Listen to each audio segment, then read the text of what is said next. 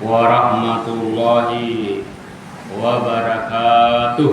Waalaikumsalam warahmatullahi wabarakatuh. Innal hamdalillah nahmaduhu wa nasta'inuhu wa nastaghfiruh wa na'udzu billahi min shururi anfusina wa min sayyiati a'malina. May yahdihillahu fala mudilla lahu wa may yudlil fala hadiya lahu. Asyhadu an la ilaha illallah wahdahu la syarika lahu wa asyhadu anna Muhammadan abduhu wa rasuluh. Allahumma sholli ala Muhammad wa ala alihi wa ashabihi ajma'in, amma ba'd.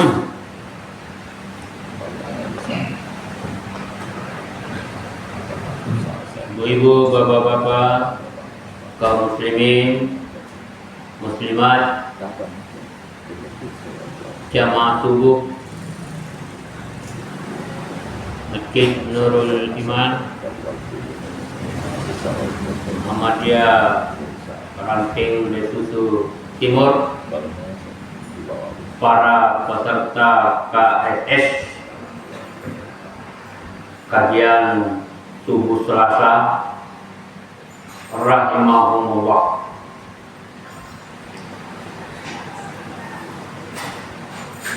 Alhamdulillah, kembali kita bersua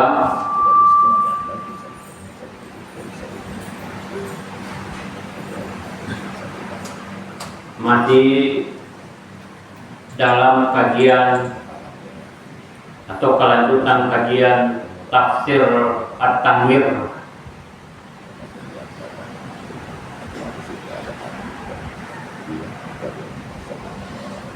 edisi kesekian, ya, edisi ke-7. Insyaallah ya. Kita masih membahas surah Al-Fatihah, masih ayat kedua. Alhamdulillahi rabbil alamin.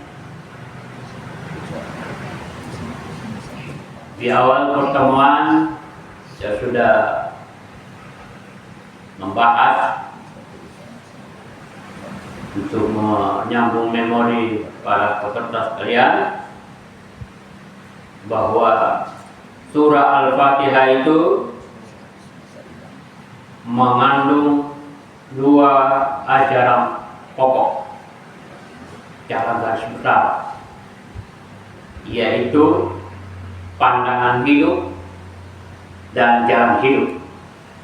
Jadi, dalam surah Al-Fatihah itu pandangan hidup dan jalan hidup itu akan diurai.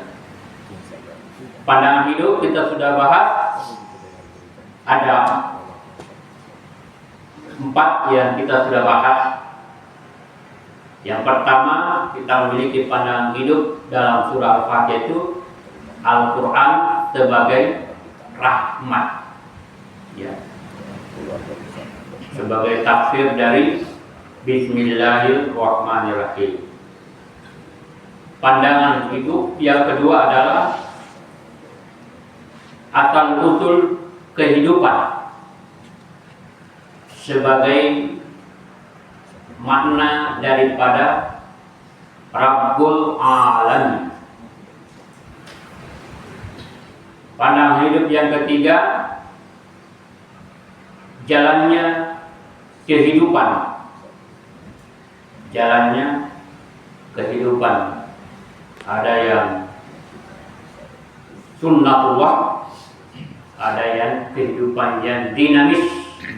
Kita sudah bahas sebelumnya, ya. Kemudian tujuan hidup manusia, pekan yang lalu kita membahasnya. Pada pertemuan ini kita masih ayat kedua, ya, pandangan hidup tentang akhir kehidupan. Akhir kehidupan.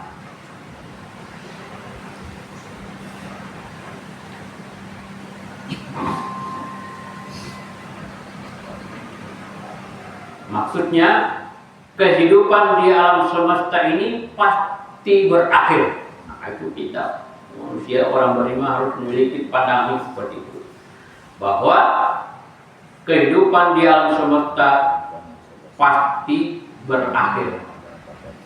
Juga terkandung dalam makna alhamdulillahi rabbil alamin.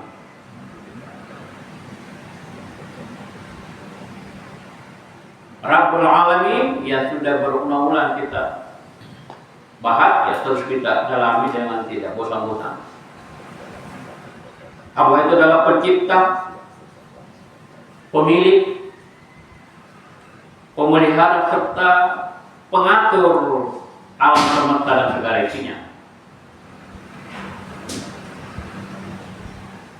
Termasuk Allah mengatur bagaimana perjalanan manusia, proses penciptaan, perjalanan alam semesta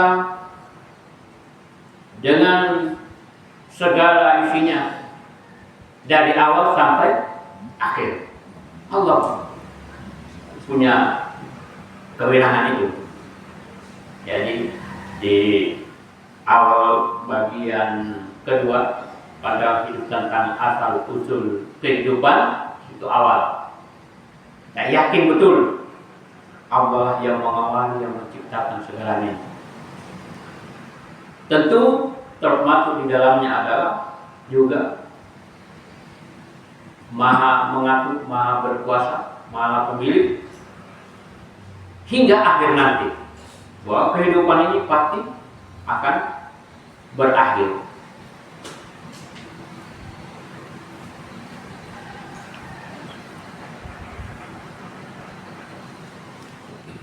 Sebelum kehidupan ini berakhir, ada beberapa fase kehidupan yang dialami oleh manusia yang sudah, yang pada hakikatnya telah diatur dengan sangat cermat dan teliti oleh Allah Subhanahu wa Ta'ala. Fase pertama, jadi mulai dari alam ruh, alam arwah,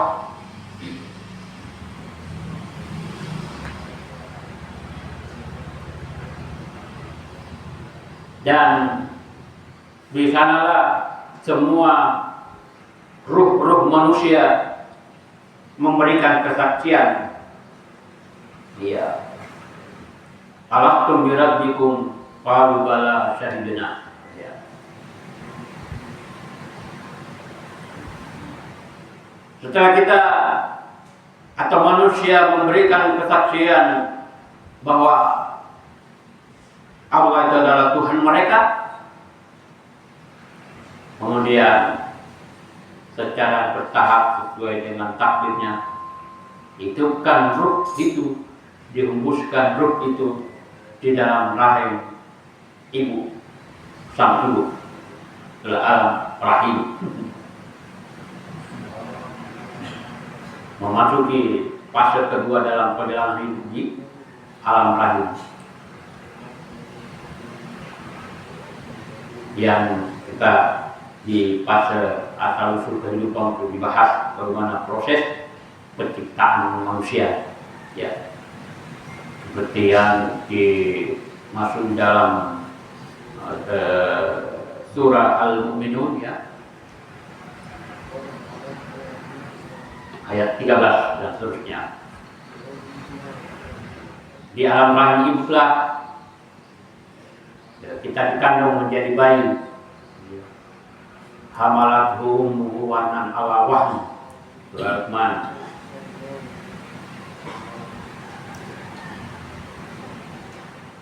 Dan fase ketiga saat ini yang kita jalani yaitu fase kelahiran kita, perjalanan kita di dunia ini.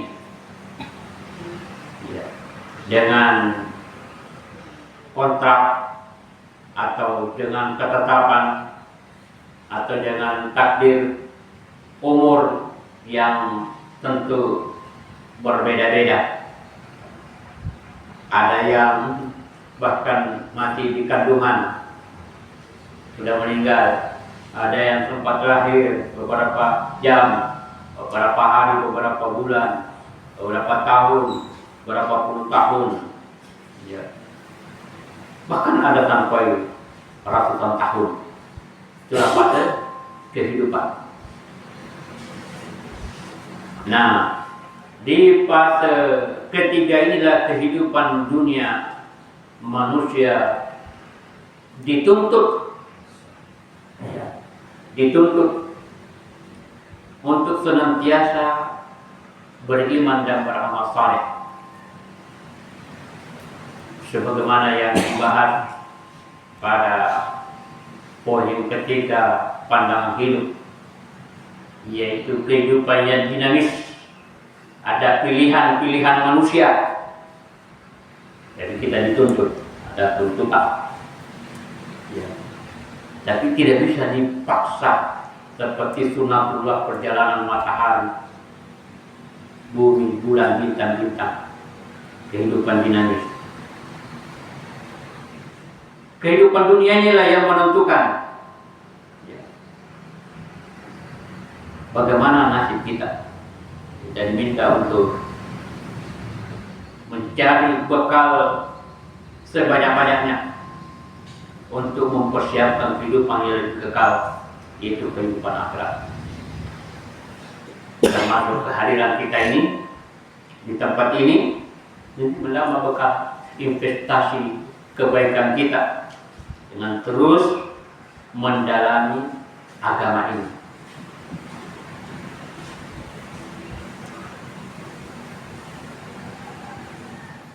Setelah fase kehidupan ini, itulah kematian, akhir daripada kehidupan.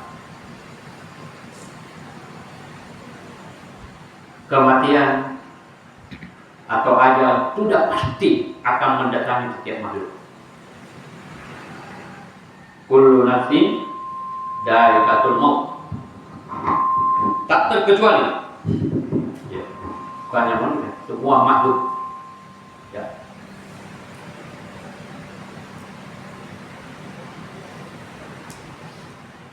Apabila ajal atau kematian telah tiba, tak satu pun orang yang mampu menghalanginya. Rabbul Alamin. Kalau kita mendalam itu Rabbul Alamin, tak satu pun. Allah yang berkuasa, Allah yang mengatur, Allah yang menentukan ajal kita.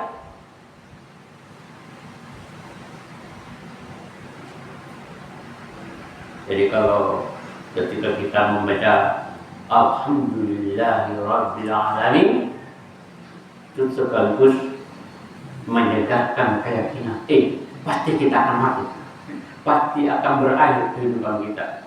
Jadi bukan hanya sekedar bersyukur kita masih hidup, tapi betul-betul kita mempersiapkan diri bagaimana menghadapi daripada akhir dari kehidupan. Ya.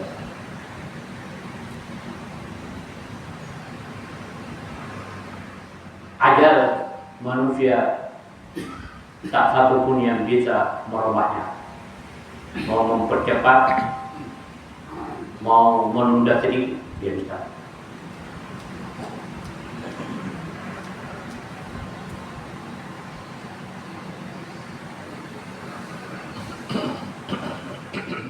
Jika manusia menjumpai kematian,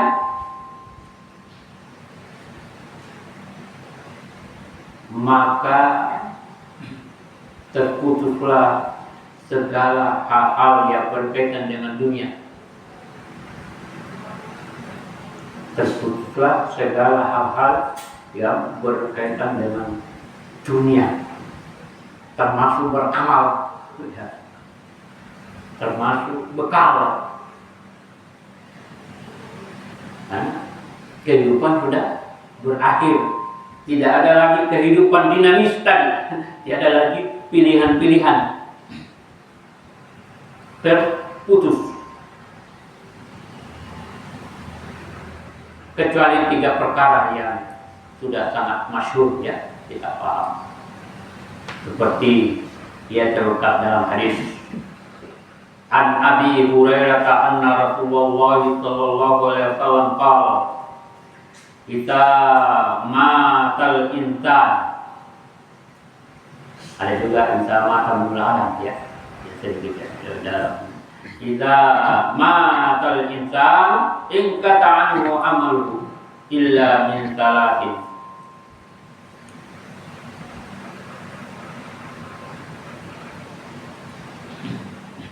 Min sadaqatin jariyah aw ilmin yuntafa'u bihi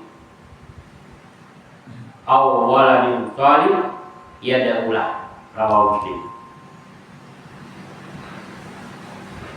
Setelah meninggal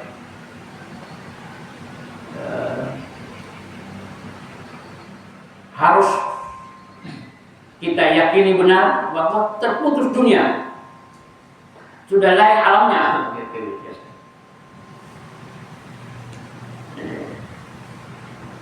Diskusi atau serapah, mana itu manusia sudah meninggal, karena lain alamnya, sudah terputus dunia.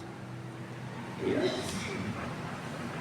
Apabila seseorang muslim meninggal, maka amalannya terputus kecuali 3 perkara: sedekah jariah, ilmu yang bermanfaat, dan anak saleh yang mendoakannya.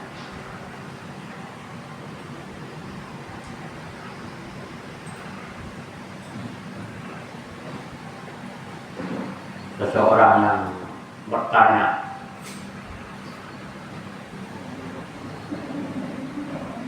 ini orang tuanya meninggal, dia meninggalkan harta,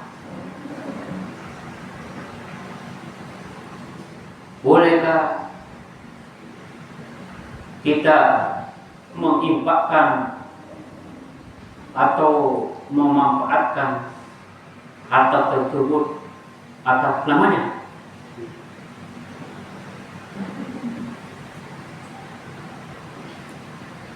Saya katakan, saya jawab dan berdasarkan berbagai prinsip, kalau orang sudah meninggal, tiada lagi hartanya. Orang sudah meninggal, tidak punya harta lagi.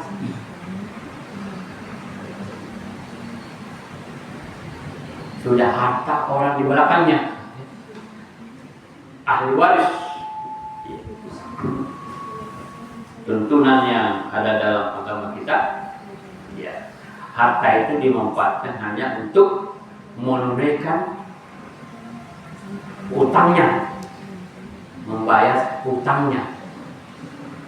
Ada wasiatnya, maksimal 1/3 dari harta. Setelah itu bukan lagi dari harta.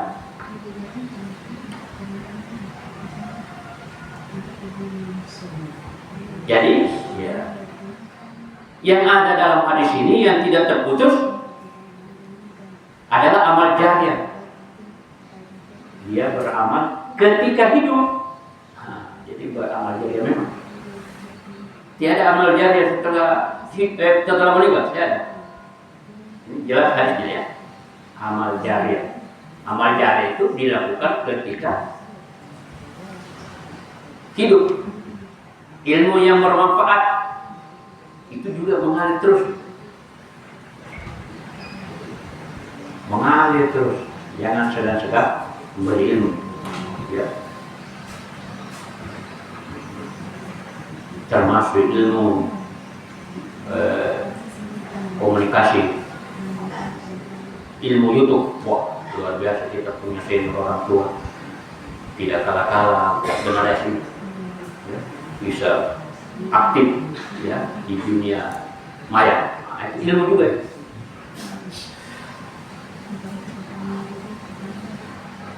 Kemudian doa anak saleh. Nah, jadi saya akan berikan. Jadi karena itu harta dari orang tua diwariskan kepada kamu menjadi milikmu, manfaatkanlah harta tersebut dengan sebaik mungkin yang bisa mengantarkan kamu menjadi anak saleh. Dengan menjadi anak saleh, maka doamu akan diterima untuk orang tua. Begitu alumni. Kita ini terlalu percaya diri, beramal atas nama orang tua, ya. Padahal yang ada dalam ini yang tidak terputus tiga itu. Ya. Ada beberapa memang amal-amal yang secara khusus, ya, seperti ibadah haji, nah itu anak dengan orang tua ada tentunya. Tapi secara umum amal itu terputus. Jadi hadis ini menunjukkan terputus. Nah, setelah meninggalkan fase kehidupan dunia, maka masuk fase berikutnya. Ya, kita sudah meninggalkan alam dunia menuju alam barzakh. Ini persis yang dibahas ketika bincang-bincang saat sarapan lalu ya. Saya membahas soal itu, di mana kita berkomunikasi bersama. Alam barzakh sebagai periode sementara, ya, menanti fase berikutnya. Barzakh juga pembatas, barzakhu, barzakh. Di sanalah kita menunggu sebagai proses menunggu nanti hari pembalasan, hari akhir.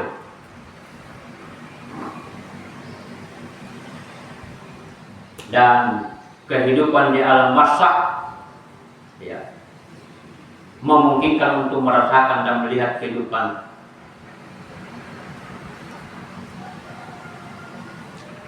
perpaduan.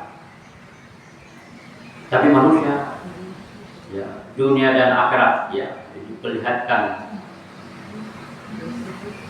ya, akhirat bukan berarti termasuk merasakan siksa kubur, ya, dengan berbagai pemahaman, ya. Jadi sudah merasakan. Jadi ketika mengakhiri kehidupan dan belum sampai di hari kiamat, sudah ada dinamika yang terjadi di dalamnya, ya. Seperti tergambar dalam Al-Quran yang mengisahkan siksa di dalam kubur bagi Fir'aun dan pengikutnya.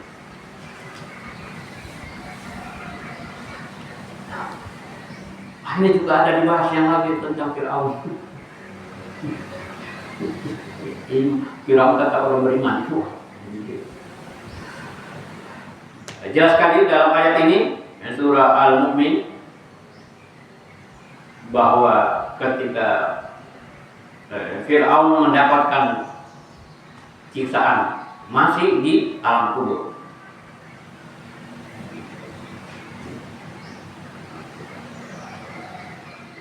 Fawaqahu Allahu sayyi'ati ma makaru wa hadza bi'ali fir'aun su'ul azab.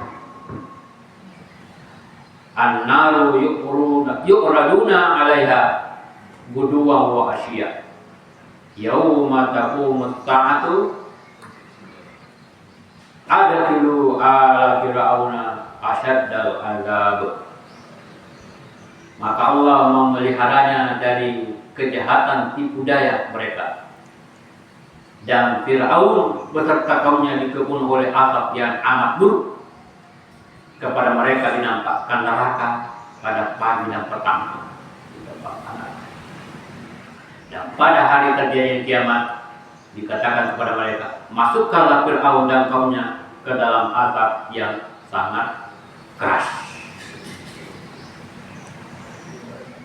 Di ayat lain Allah menggambarkan kehidupan para pejuang Islam yang mati syahid. Nah, itu kehidupan berakhir kehidupan ya.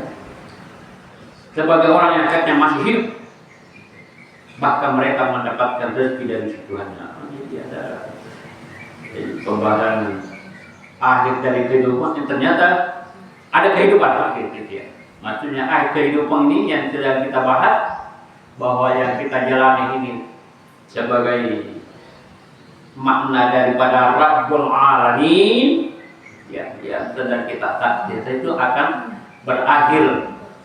Semua itu menuju ke kehidupan yang lain. Wala tahzabanna alladziina qutilu fi sabilillahi amwata bal ahya'u 'inda rabbihim yurzaqun. Janganlah kamu mengira bahwa orang-orang yang gugur di dalam Allah itu mati, bahkan mereka hidup di sisi Tuhannya dengan mendapat rezeki. Surah Al-Imran ayat 169. Itulah ayat-ayat Al-Quran menggambarkan ya, ketika kehidupan berakhir huma. Jadi kalau menyebut nama sahabat yang bapaknya juga muslim itu anhuma, yang mendoakan ya, Abdullah bin Umar radhiyallahu anhuma, karena Abdullah muslim sahabat, Umar juga sahabat. Jadi kata radhiyallahu anhu ya, itu bedanya. Ada radhiyallahu anhu, ada radhiyallahu anhuma. Ibnu Abbas radhiyallahu anhuma. Jadi kalau Umar radhiyallahu anhu, Umar bin Khattab radhiyallahu anhu, Abdullah bin Umar radhiyallahu anhuma. Diriwayatkan bahwa Rasulullah SAW, jika seorang dari kalian meninggal dunia, maka akan ditampakkan kepadanya tempat tinggalnya setiap pagi dan petang. Setiap pagi dan petang. Jika dia termasuk penduduk surga, maka akan melihat kehidupannya sebagai penduduk surga. Didapatkan di alam penantian. Dan jika dia termasuk penduduk neraka, maka akan melihat kehidupannya sebagai penduduk neraka. Lalu dikatakan kepadanya, inilah tempat tinggalmu hingga nanti Allah membangkitkanmu pada hari kiamat. Hadis riwayat Bukhari. Masya Allah ya, luar biasa ya, samudra makna dari surah Al-Fatihah. Alhamdulillahi rabbil alamin. Kita harus meyakini kehidupan ini dunia, kehidupan akan berakhir, maksudnya kehidupan dunia ini akan berakhir dan kita akan berada di alam penantian, di alam barzakh. Jangan kira di sana sudah selesai perkara, itu di sana akan dinampakkan. Sehingga salah satu doa yang selalu dianjurkan kepada kita berlindung dari azab kubur, bahkan dalam berbagai pembahasan tadi betul-betul berobsesi betul untuk berlindung dari azab kubur, karena di sanalah yang menentukan ya perjalanan panjang kita ya, kubur itu ya. Kita selamat dari azab kubur, insyaallah akan selamat berikutnya ya. Doa yang selalu dibaca setelah selesai salat ya, Allahumma inni a'udzubika min adzabi jahannam wa min adzabil qabri wa min fitnatil mahya wal mamati wa min fitnatil masiihid dajjal. Selalu baca itu. Rabbul Alamin maknanya selalu mempersiapkan diri kita bahwa kehidupan ini pasti akan berakhir.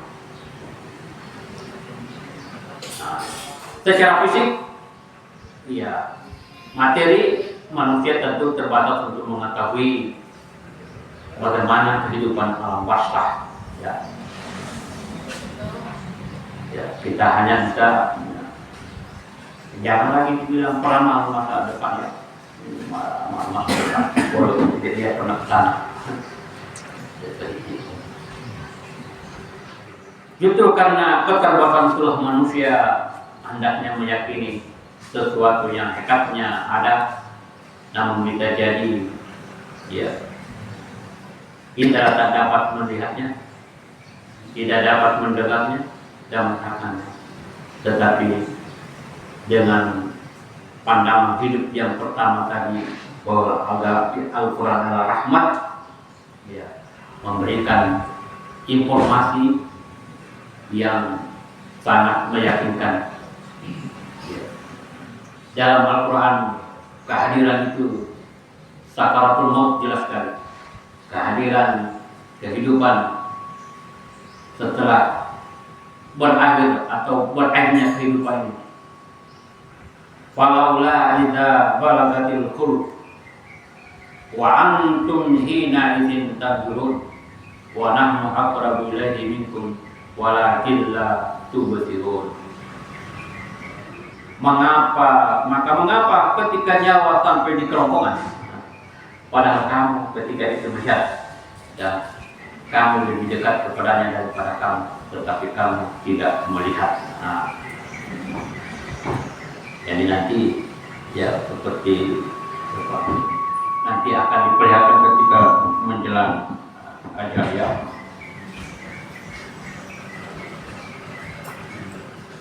Ini menjelaskan fenomena di luar kebiasaan manusia saat Nabi Muhammad SAW seolah-olah berdialog dengan para pemuka musyrik yang telah tewas di sebuah pemakaman. Wah, ini benar terjadi dialog. Iya. Nah, dengan ya sebagai informasi bahwa ada fase setelah kehidupan ini berakhir. Nah, satu hadis menutup ini tentang informasi itu ya. Dari Salih telah menceritakan kepada Nabi bahwa Ibnu Umar radhiyallahu anhu mengabarkannya, berkata, Nabi SAW mendatangi para penghuni kuburan kaum musyrikin yang terbunuh dalam perang Badar, lalu bersabda, kalian telah mendapatkan apa yang dijadikan Rabbul kalian adalah benar. Lalu beliau bertanya, Anda memanggil mereka yang sudah mati? Maka beliau menjawab, tidaklah kalian lebih bisa mendengar daripada mereka. Hanya saja mereka tidak dapat menjawab. Ya, menjawab. Surah nyari hadis riwayat Bukhari. Ini menunjukkan bahwa ada kehidupan setelah, jadi di alam barzakh ada aktivitas ya. Kalau orang punya orang akhirnya tidak pernah mati, hanya pindah alam, ya, hanya berpisah, ya, apalagi ya namanya ruh, ya seperti itu.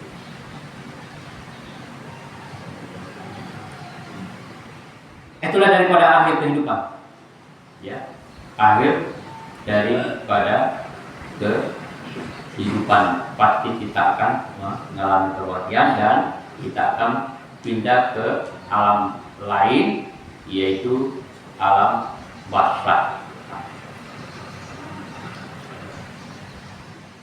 Akhir daripada kehidupan yang sedang kita bahas ini, itu biasa kita sebut kiamat kubra. Nanti akhir kehidupan ada namanya akhir kehidupan kiamat kubra, kehancuran alam semesta. Kehancuran alam semesta. Akhir kehidupan dia tandai dengan kehancuran alam semesta. Untuk pembahasan ini karena waktu sudah habis, kita akan lanjutkan tentang akhir kehidupan dengan kehancuran alam semesta. Insya Allah kita akan teruskan pada pertemuan berikutnya. Semoga dengan kesabaran kita, keyakinan kita terus mendalami agama ini untuk meningkatkan kualitas iman kita, kualitas keislaman kita. Semoga bermanfaat. Nasrullah wa barakatuh. Wa basyiril mu'minin. Assalamualaikum warahmatullahi wabarakatuh. Ya,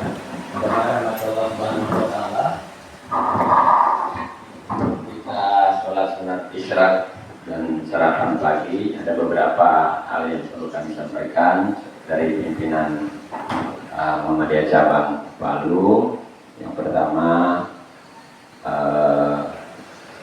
bahwa insya Allah sesuai hasil Hisab PP Muhammadiyah belajar berobat tunggal, hari raya Idul Adha dilaksanakan hari Rabu tanggal 27 Mei ini. Insya Allah dengan cabang khotibnya Profesor Dr. Haji Insinyur Nur Sanadi ya, bagaimana biasa bertempat di Kompleks Masjid Al-Haq. Kemudian yang kedua kami sampaikan bahwa kemarin baru saja kami mengikuti pelatihan juru sembelih halal, dan itu biasa materi-materi yang disampaikan. Rasanya saya tidak ingin hanya saya miliki sendiri ilmunya, saya ingin transfer. Maka hari Ahad ini pengajian Al-Haq, insya Allah nanti kita akan menerima materi keserawan yang akan disampaikan oleh Kepala Bidang Dinas Perkebunan Peternakan Provinsi Sulawesi Tengah ya, di Masjid Al-Haq ya. Jadi mohon kehadirannya semua. Yang sini sudah beberapa orang yang mengikuti pelatihan itu. Ada Ustaz Sinsar, ada Pak Yani. Nanti di hari Ahad itu kita undang jadi seluruh jamaah. Kalau ini kita akan undang seluruh tamir Masjid Al-Haq, tamir Masjid Muhammadiyah, supaya tahu betul bagaimana cara mengelola kurban, bagaimana penempatan hewan dan lain sebagainya. Ini banyak yang belum dalam lapangan, pengamatan lapangan banyak yang belum syar'i. Misalnya hewan masih diperlihatkan benda tajam, masih cium bau darah, ya di situ juga potong, di situ juga sapinya. Akhirnya sapi itu jadi ketakutan. Itu antara lainnya. Banyak hal yang termasuk bukan hanya penyembelihan hewan kurban, tapi juga ayam, unggas dan lain sebagainya. Kemudian yang berikut, jamaah sekalian, saya melihat dari masjid-masjid kita di Muhammadiyah ini, salah satu masjid yang sangat bagus untuk kajian seperti ini memang Masjidul Imam. Bahkan lebih syahdu rasanya di sini ketimbang di Al-Haq. Kenapa? Karena Al-Haq itu luas. Ya, kalau ceramah-ceramah umum ya, begitu. Karena itu saya kemarin sudah sarankan Pak Imam dilengkapi pengurusnya, nanti di-SK-kan oleh cabang, dibuat rekening banknya, buat krisnya, seperti itu, ya, buat krisnya sehingga dengan itu mudah-mudahan ada tambahan-tambahan dana masuk tidak lewat ini tunai, tapi bisa lewat kris. Nah, kita sudah buktikan dengan Al-Haq itu, ya, ternyata ada saja dana masuk di kris kita dan bagaimana dia ada kita kirimkan. Kalau tidak ada rekeningnya agak sulit misalnya, apalagi kalau ada bantuan dari pihak-pihak luar. Proposal kita walaupun belum ada responnya Masjid Al-Haq, tapi masjid di Labean itu sudah ada, dan ternyata banyak persyaratan harus dilengkapi, pengurus, sertifikatnya ya harus ada dan lain-lain seperti itu. Itulah jamaah sekalian, dirahmati Allah Subhanahu Wa Taala. Moga-moga masjid-masjid kita semakin makmur ya, dan untuk kurban ya, juga ini perlu kurban. Ini masih kurang di sini Pak Imamnya. Ya, satu orang lagi ya, di sini satu orang lagi. Kalau al-had sudah klop 9 kelompok yang berkelompok ya. Cuma ada lagi yang mau masuk di sekitar 3 orang ya, 3 orang yang sudah memberikan informasi siap, 2 yang satu masih menunggu dananya.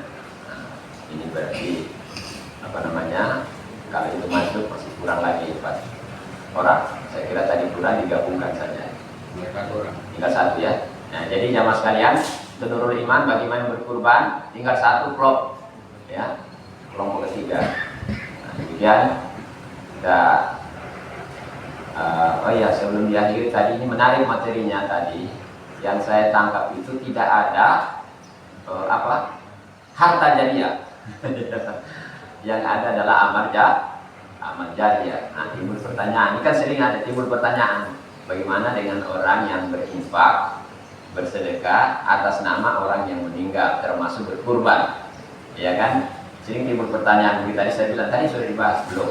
Nah, untuk itu barangkali bisa dijelaskan sedikit. Terima kasih.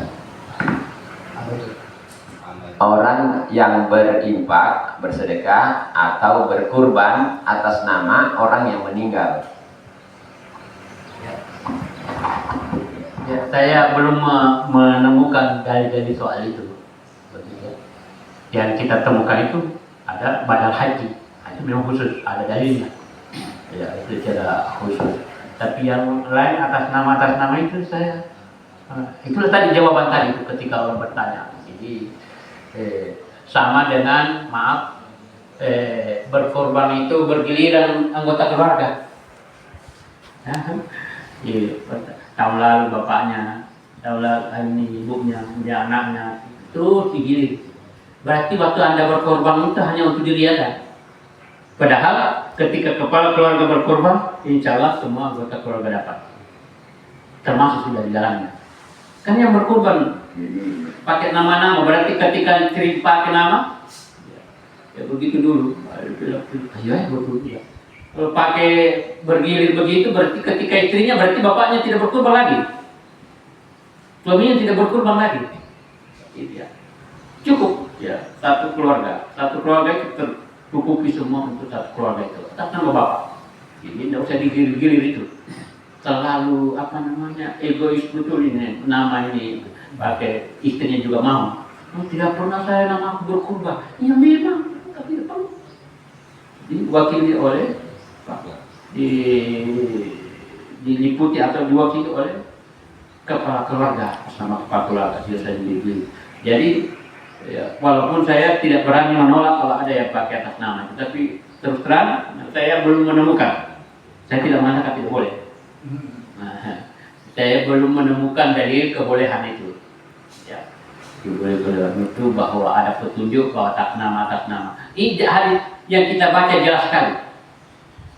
Terputus amal.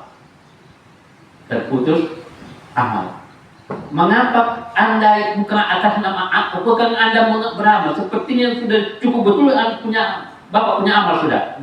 Selalu pakai pada yang lain. Kita ini belum tinggi sekali kita punya amal ini. Masih lagi pakai atas nama orang. Atas nama orang.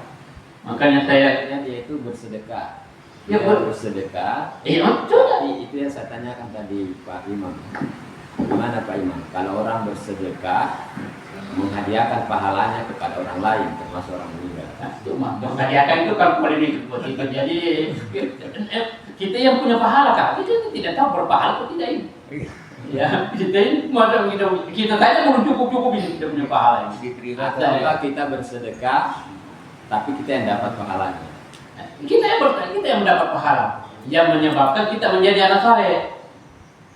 Kita proses diri kita menjadi anak saleh, beramal dengan baik semungkin. Ya seperti itu. Masuk doa anak soleh, nyampe ya. Nyampe kalau anak saleh, karena dia menjadi anak saleh, dia banyak pahalanya, banyak amalnya, dia menjadi anak saleh. Seperti itu. Saya ketika ibu saya sudah sakit, ya saya segera membuat sedekah infak. Karena saya yakin bahwa kalau saya tanya dia pasti dia setuju. Nah, kita punya keyakinan.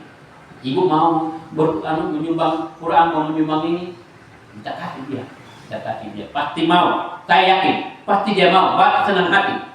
Dia sudah tidak, Pak masih. Ini ibu sebagai amalnya dia. Tapi ketika ia meninggal, ingkata tidak ada lagi beramal, tidak ada lagi perbuatannya. Berarti itu wa alaita lil insani illa ma sa'a. Manusia tidak akan mendapatkan sesuatu kecuali apa yang telah diusahakannya. Seperti itu. Makanya kalau ada hartanya jangan berniat nanti kalau setelah meninggal infakkan saya punya. Bukan harta kita. Infak kami karena haknya anak alwaris punya hak itu. Alwaris itu wajib punya hak. Jadi Pak Kapten menjelaskan tiada harta jariah. Ya, masih bisa dipakai oleh orang di belakang, tidak? Ya, belakang pasti. Jadi dipindahkan haknya. Kalau memang mau beramal terus, pindahkan memang. Ada tanahnya 11 meter supaya beramal terus. Jangan bilang nanti kalau saya meninggal, pakai saja itu belum pindah status, kasih memang itu supaya terus beramal. Ada tadi penekangan. Jadi ini peringatan untuk kita semua ini Pak. Yeah. Untuk kita semua, jangan nanti mati kita baru mau berinfak, baru mau beramal jariah. Jadi sekarang Pak, apalagi kita ini sudah berusia ini, saya dapat peringatan kemarin Pak, ini pica bibir. Padahal cuma di halaman rumah. Ini, ya luka, ini luka. Cuma main-main dengan cucu terpelanting. Ya, ini peringatan. Masya Allah. Jadi bagus juga itu Pak tadi. Ya. Dipelihara potensi itu supaya mempermudah juga panitia kurban. Iya. Iya. Iya kan? Kalau ada yang mau kan bisa walaupun tidak ada dalilnya kan? Iya. Assalamualaikum warahmatullahi wabarakatuh. Assalamualaikum warahmatullahi wabarakatuh. Saya Abdi Syarif tadi yang materi disampaikan. Kalau bisa ada waktu. Assalamualaikum kemarin. Kemarin buka puasa tiba-tiba sakit dadanya lambung. Di ini bukan diambil. Gimana ada mangga sini cicipi 3. Bukan mencicipi lah, kalau 3. 3 potong ya iris. 3 iris. Kan biasa juga memakan dengan nasi. Iya. Saya tidak tahu kemarin itu barangkali Tidak, maksudnya buka puasa langsung mangga dia. Itu dah kan dia biasa aja makan mangga itu. makannya nasi, tapi kemarin itu makan Kambing. Siapa yang potong? Itu yang dari pusat. Kan dia sambil menerangkan. Itu bisa dia pakai itu Pak. Saya beli sekarang. Saya tapi kemudian dia saya habis. Terus sholat isanya di situ. Nah, bisa di situ. Ada musola Pak. Gimana? Ada ada 2 waktu dekat. Cuma biasa langsung di situ sudah di rumah Habib berjalan. Cukup orangnya. Tidak banyak kayak begini saja. Oh, tidak terlalu banyak dia. Berarti ada Pakai ini kan yang harga 750. Ini saya punya. Ini saya jual cuma 1 juta ya. Jangan tanya. Jangan menjadi gitu ya. Ada setan.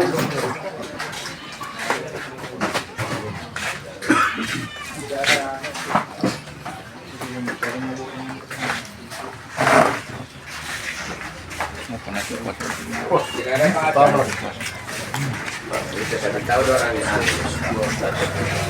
kita akan kita selalu bolong kepada dia.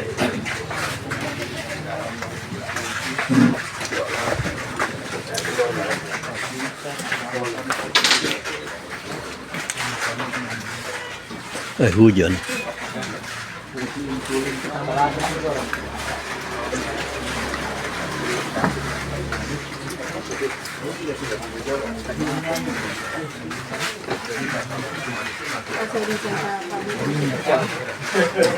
Jualan atau yang sudah saya pakai atau hari ini.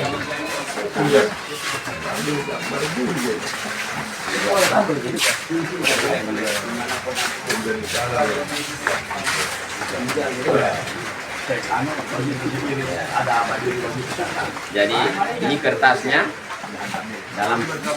dalam posisi berdiri Ini dipegang. Hujan.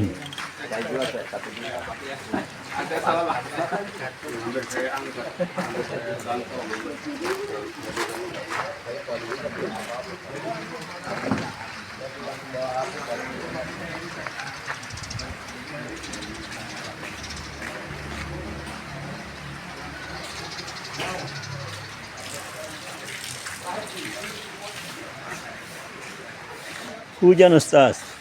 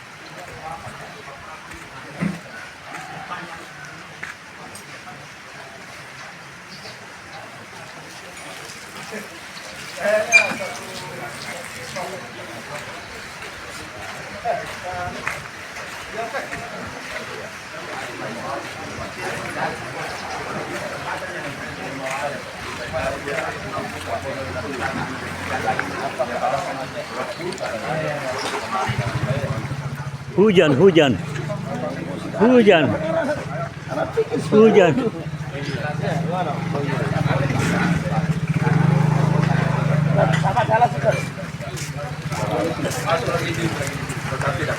Dan saya pernah alami soal itu waktu saya masih